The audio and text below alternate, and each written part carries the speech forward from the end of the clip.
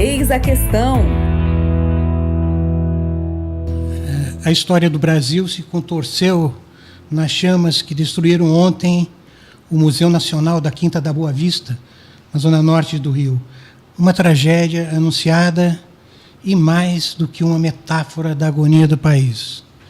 O jornalista J.B. Medeiros lembra que o governo Temer interrompeu diversos programas de apoio aos museus federais nos últimos anos, cortes de até 60% nos recursos. O presidente do Instituto Brasileiro de Museus, o IBRAM, o Marcelo Araújo, tinha pedido demissão na semana passada diante da penúria e das mãos atadas.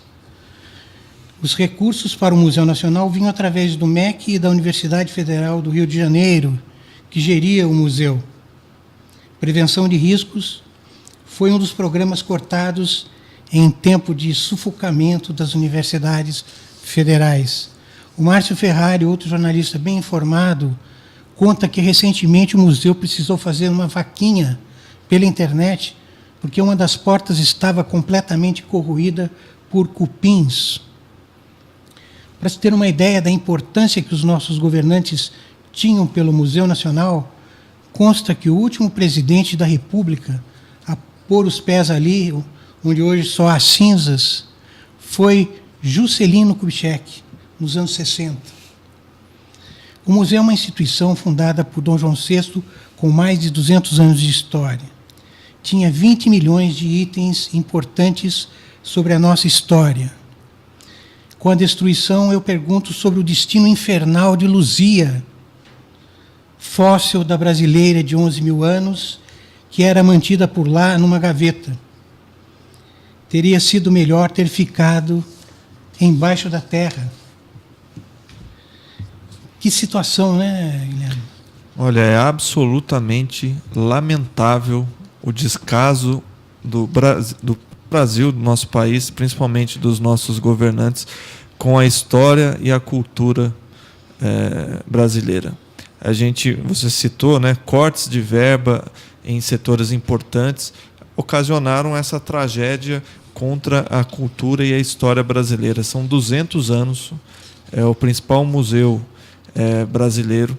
São itens de importância mundial, como o caso da Luzia e tantos outros, o acervo de arqueologia egípcia, e tudo isso virou pó diante do descaso do poder público brasileiro com a história do nosso país.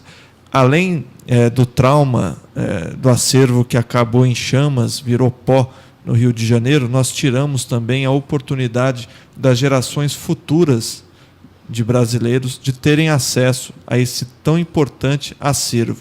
E eu vou um pouco mais longe. Esse descaso com o patrimônio cultural brasileiro, ele não é restrito a um ou outro museu, ele é generalizado. Nós temos aqui, por exemplo, na nossa região, museus que estão abandonados. Em Taubaté, que é a cidade onde eu nasci, a gente tem a Capela do Pilar, que é um patrimônio tombado, patrimônio histórico, construído no século XVIII, de taipa, construído pelos bandeirantes. É um imóvel único, rico arquitetonicamente, e ele é absolutamente abandonado. Ele chegou a ser ocupado por usuários de crack na região central de Taubaté.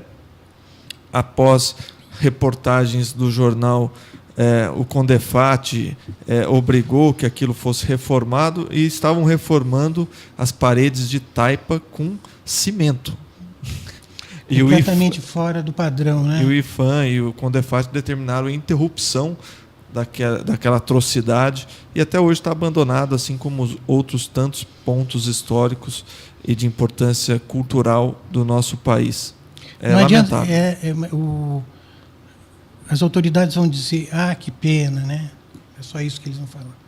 Mas eu acho que é interessante a gente mostrar, como você fez muito bem no seu editorial, a consequência prática de alguns cortes de gastos. Então, você deixa de investir na prevenção, esse é o resultado. Você deixa de investir em ciência e tecnologia, o resultado você vai acompanhar nos próximos anos. Então, tudo tem toda ação vai gerar uma consequência e, no caso das atrapalhadas feitas pelos nossos governantes, são consequências muito dolorosas para o nosso país. Eis a questão.